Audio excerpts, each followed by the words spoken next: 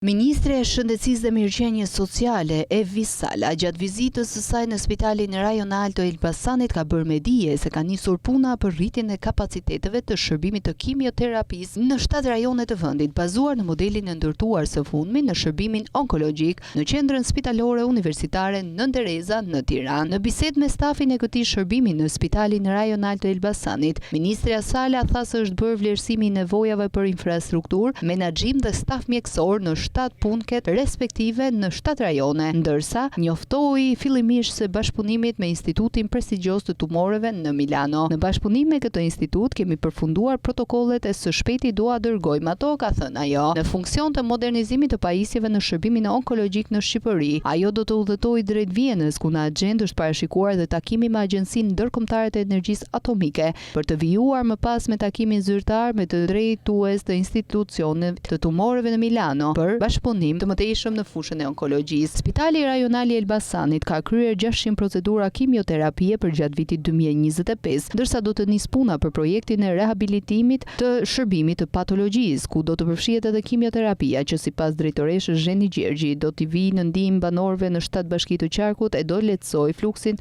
në Qendrën Spitalore Universitare Nën Tereza. Gjatë vizitës në Spitalin Rajonal të Elbasanit, ministrja nënvizoi dhe inspektoi punimet për ndërtimin e 2 godinave të reja në Spitalin Psikiatrik Sadik Dinçi në Elbasan, çka do rrisë kapacitetet për të përgjigjur nevojave për të gjithë rajonin.